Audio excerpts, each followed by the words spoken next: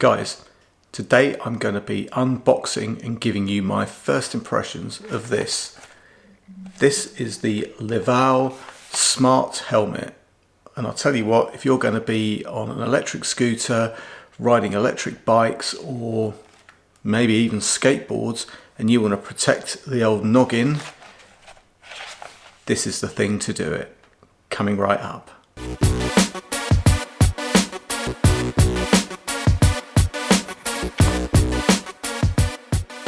What's up YouTube? Dave here with Seeing Through a Lens, and thanks for stopping by the channel. And if you haven't stopped by here before, please be sure to click on the subscribe button and click on that bell icon so you can be notified of new videos. So guys, yes, today I'm going to be unboxing and giving you my first impressions on the Livall Smart Helmet. So let's get into it.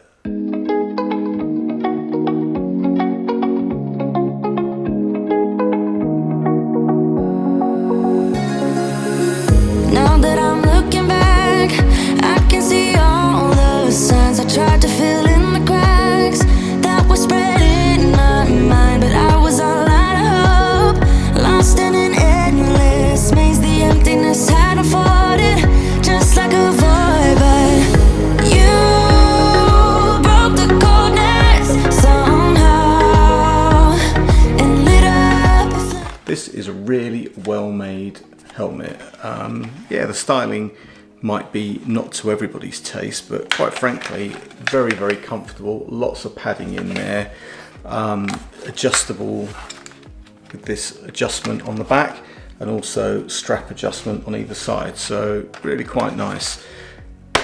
Brake light and indicators, that happens all automatically, and you can configure that in the app, and I'll show you that in just a second.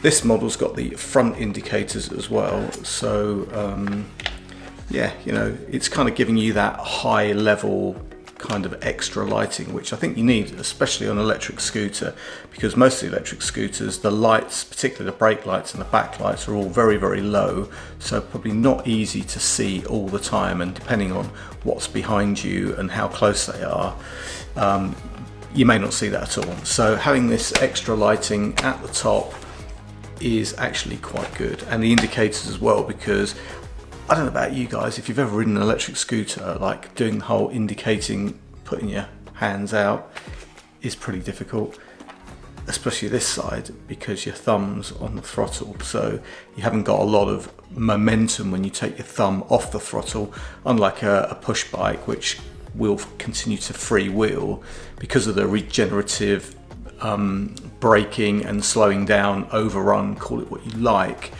You start slowing down pretty quickly as soon as you take your finger off the throttle. So right hand signals are not really gonna happen. Indicators, definitely the way forward.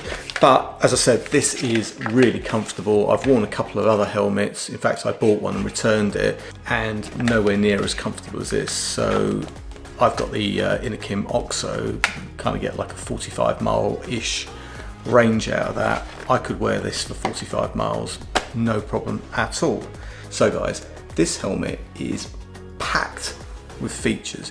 Yeah, I know, it's just like a bit of plastic, right? But trust me, it really is packed with features. So, where should I start? Music playback. Yep. You can stream from your smartphone music into this helmet. Now, it's got like these kind of speakers on either side, but the nice thing about the speakers is they don't block or isolate, so you can still be kind of in tune with your surroundings, so that's good, right? Not only can you play back your music, you can make phone calls, so make and receive phone calls. Well, that's pretty good, isn't it? So again, no need to pick up your phone, stop, whatever. You can just make or take a call, and you can actually use the Siri functionality on your iPhone. I don't know about Android, but you can on the iPhone to place a call. So again, you can kind of do all this while you're moving along. That's pretty good. What else?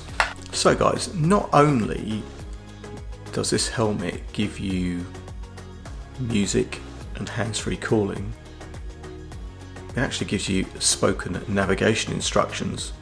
How cool is that? kind of going along, don't know where you're going. In the ear, yeah, spoken navigation instructions. Now that is pretty cool. So guys, lighting. Around the back here and the sides you can see a light strip. In the front you can't see the lights, but trust me, there are two lights here, two amber lights. These come on as ambient lighting and also come on as front indicators. At the back, ambient lighting, you can turn it on or off from the app. When it gets dark, the backlight will come on all the time.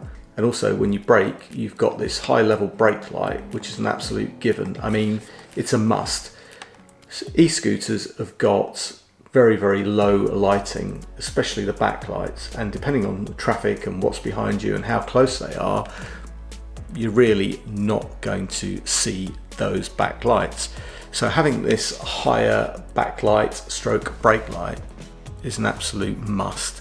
Built into the sides are also rear indicators. Now, this is so handy because, you know, waving your arms around while you're on an electric scooter is pretty much going to get you killed. You can't take your hands off the bars because they're very narrow and your center of gravity is very narrow. So there probably are some stunt people out there, scooter stunt people, who are going to prove me wrong. But for mere mortals like myself, it's a bit of a wibbly wobbly experience. Try and throw your hands out to indicate. Plus, taking your right hand off the handlebar where you're operating the throttle, unlike a bicycle where you're going to carry on with momentum, e-scooters have got a tendency to slow down very, very quickly because they're using that regeneration to kind of recharge the battery.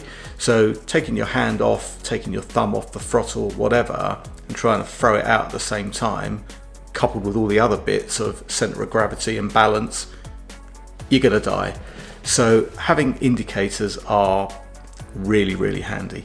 The indicators are just operated from the thumb control on the handlebar that just clips around onto the handlebar, and they're really, really easy to use. Another nice feature about this helmet is auto shut off. Take the helmet off, put it down, after a while it's going to turn itself off, so you're not going to waste your battery. I think the battery time is around about 10 to 15 hours depending on usage, so everyone's mileage will vary on that. Another nice thing, and you know, it is kind of nice to have, is it's got an anti-loss alarm. So if this gets too far away from the hand controller or your phone, it's going to give you an alert to let you know. So quite handy in case you've put it down, wandered off somewhere and kind of thought, okay, I've left that by mistake. But other than that, yeah, it's a nice little feature to have. But for me, I think the killer app of this helmet is fall detection. Yes, somehow they've built fall detection into this helmet, and yeah, useful. Now, the killer app, fall detection. Yeah, you can pre-configure a contact, and if you happen to fall off your scooter, which is possible, especially if you're trying to throw your arms around and indicate, this will send a message with your GPS location to your contact. I haven't tried it. I'm probably not going to try it, not voluntarily anyway, but I believe it works. Fall detection, killer app. So yes, and the application that drives all of this is buried in your smartphone. So let's take a quick look at that. So guys, here you can see we're into the app. This is the Livall riding app that comes with the helmet. You just download it from App Store or Play Store. So yeah, it's for the BH15 Neo helmet. So that's the one that I've got. And here you can see a bunch of different options. You've got e-mobility, you can add a heart rate sensor, you can add a cadence sensor. You've got the Bing remote controller, which is the controller that fits onto the handlebar to control the playback, taking photos, hands-free calling, indicators, etc, etc, etc. And you've got the Bing helmet itself. So this is just called bling helmet. Yeah, okay. I don't even know why it's called that, but it's just the standard name that's pre-configured. So let's take a look at that. Click on that. So from here, it says that I'm already paired. What I'm going to do is turn this on. Power on. You can see the Connected. lights. Ah, there you are, it's connected, and the lights came on to show us that. Got the ambient light come on. This is because I'm moving it. So what it didn't say was that the brake light actually comes on automatically. So when you brake, it does actually determine the fact that you're slowing down, and it kind of automatically brakes. So that's quite cool. Yeah. So we've got the ambient light. You can turn this on or off, and if you turn that off, you'd have to turn the lights on automatically when it got dark, but this setting just detects that it's got dark and it'll turn the lights on. You've got light settings which you can go into here and you can change, so you can have the lights flashing, flowing, just coming on, or you can set it all manually. So that's that. You've also got this anti-loss. The language is a bit bad here, but anyway. The anti-loss is, if you turn this off, it's not going to notify you that you've been separated from your helmet, so why wouldn't you keep it on? And the same with automatic shutdown. So from there, you can turn that off and it will just stay on all the time, or it will shut down automatically. So there you go. So guys, you can see the power connection, and in here is the charging port. It's just a little magnetic proprietary connector. That's a bit of a shame it's not USB-C or something more common, but hey, what are you going to do about that? So testing out the indicators, push this button, that's one side, push the other button, that's the other side, all accompanied by a little beep in your ear to let you know that it's working and that you are indicating. Same on the front, you've got your ambient light that just came on there, but also when I push the button, I'm getting my indicators accompanied by the sound. Other light settings that I said before, if I turn it around, it's probably better. So that's just activated the brake light. So if I change this to close,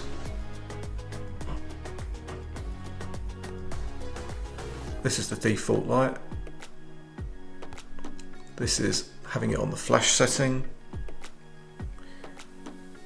This is having it on the flow setting. And this is what's called close, which doesn't seem to do anything. I think I'm going to keep it on flow. So guys, getting into the app with the hand controller, which is here. You can see here there's a camera button, there's a speak button, there's up, down, right, left, and a action button in the middle. And actually if you go into the device introduction here, you can see we've actually got this controller on the top. This is for a different model, but I'll start the top button here. This is the camera button. So in actual fact, if I press this, it'll actually open up the camera and take a photograph. So I'm going to cancel out of that. If I press the bottom button, which is the speak button, that you can see has activated Siri, and he's going to start going on about whatever I'm saying here, but yeah, great. Always a pleasure, never a chore. Then we have these directional buttons. So up, Volume maximum. That's the volume. Down,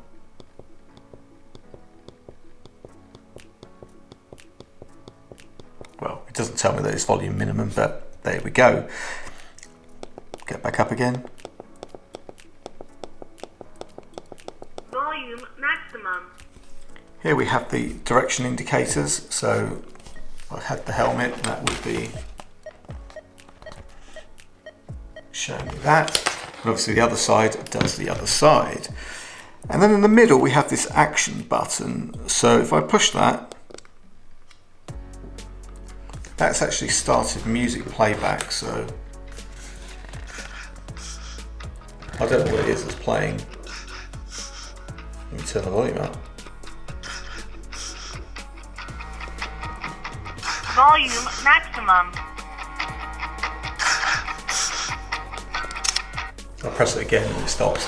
I've no idea what that song is, but I won't play it for too long because I don't want to get a copyright strike from good old YouTube. But anyway, that's the controller. So this fits on the handlebars, just goes round.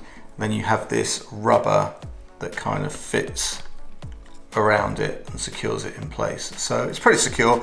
As I say, I've been using it for a little while now, and yeah, it's not fallen off, so that's all good. So guys, that was my unboxing and my first impressions and a quick look at the app for this Livall Smart Helmet. I think it's the BH15 Neo. Really good package, well worth having, very comfortable, packed with a lot of smarts, and not only that, this thing's won a whole bunch of design and innovation awards. So yeah, quite frankly, a really nice piece of kit. If you've got any questions or comments, please leave them in the comments section. I'll put the link to this helmet in the description. I will be back with a kind of full review. I'm going to use this and really kind of get to grips with it and give you the pros and cons and all the rest of it. Till then guys, I'm Dave with Seeing Through a Lens, and I will see you the next time. Bye for now.